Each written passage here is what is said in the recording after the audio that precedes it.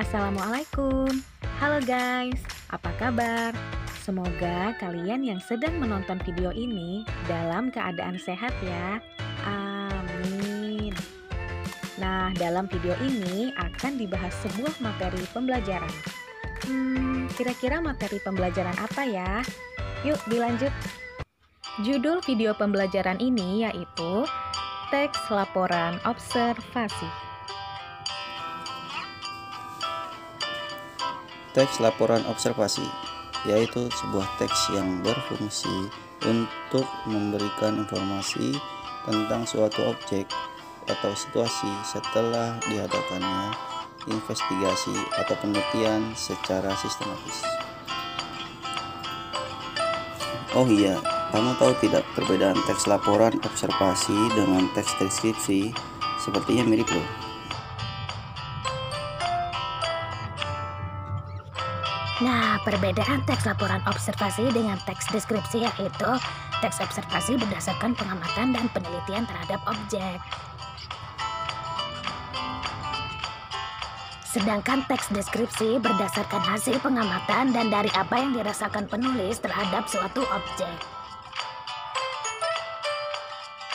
Lalu, teks laporan observasi menjelaskan suatu objek secara rinci berdasarkan sudut pandang keilmuan. Wah, begitu ya. Lalu, contoh teks laporan observasi itu apa saja? Contoh teks laporan observasi yaitu dapat berupa hasil penelitian secara rinci tentang suatu benda, tumbuhan, hewan, dan konsep atau ekosistem tertentu.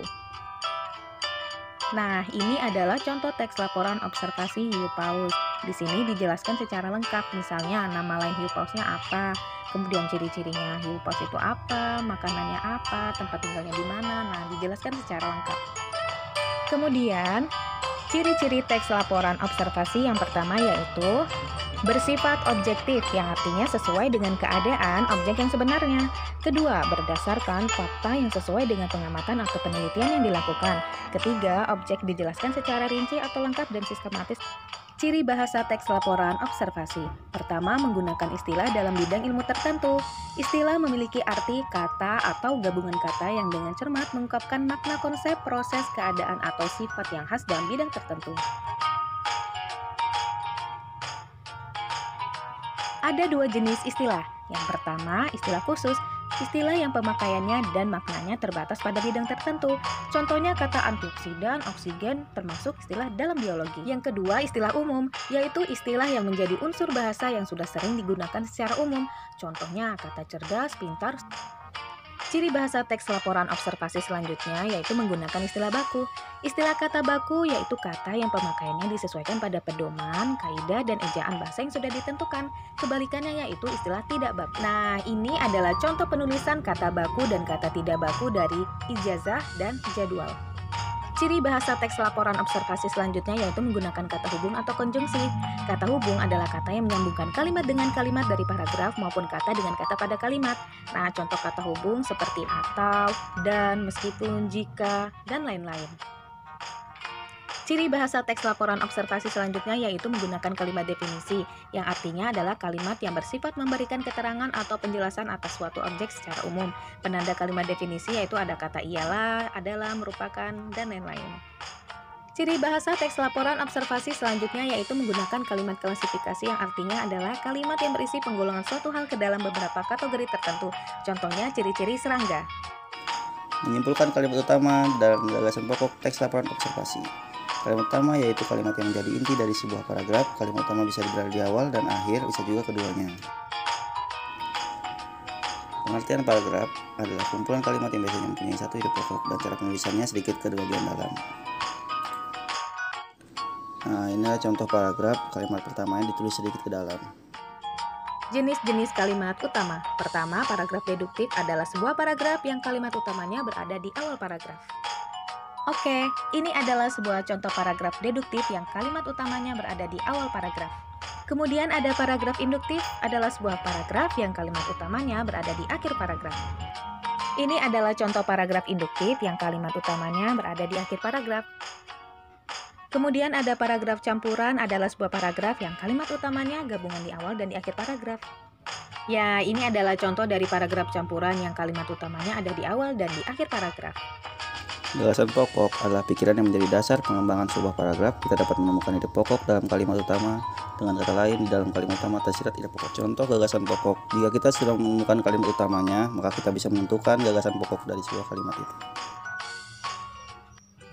Struktur teks laporan observasi. Yang pertama, pernyataan umum atau definisi umum, meliputi pengertian atau arti objek yang diobservasi, informasi umum seperti nama Latin, asal-usul, dan lain sebagainya. Yang kedua adalah deskripsi bagian. Berisi perincian bagian-bagian objek yang diobservasi seperti ciri-ciri, sifat, manfaat objek, dan lain sebagainya. Selanjutnya yaitu simpulan. Simpulan ini boleh ada dan boleh tidak ada dalam teks observasi. Simpulan berisi ringkasan umum dari hasil observasi objek. Berikut ini akan ada sebuah contoh teks laporan observasi disertai dengan contoh penentuan struktur teks laporan observasi. Nah, ini adalah contoh teks laporan observasi Manggis. Untuk tulisan merah yaitu definisi umum. Jadi, di sini definisi umum berisi nama lain Manggis, kemudian asal daerah Manggis. Sedangkan tulisan hijau yaitu deskripsi bagian, berisi ciri-ciri maupun manfaat dari Manggis tersebut. Nah, untuk tulisan biru yaitu simpulan, boleh ada dan boleh tidak ada dalam teks laporan observasi. Jadi, simpulan ini adalah hasil dari definisi umum dan deskripsi bagian. Nah, jadi dalam teks laporan observasi harus memuat 3 struktur teks laporan observasi.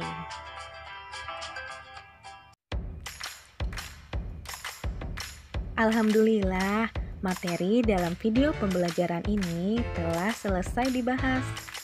Semoga bermanfaat dalam pembelajaran. Kurang dan lebihnya mohon dimaafkan. Akhir kata, terima kasih. Wassalamualaikum warahmatullahi wabarakatuh.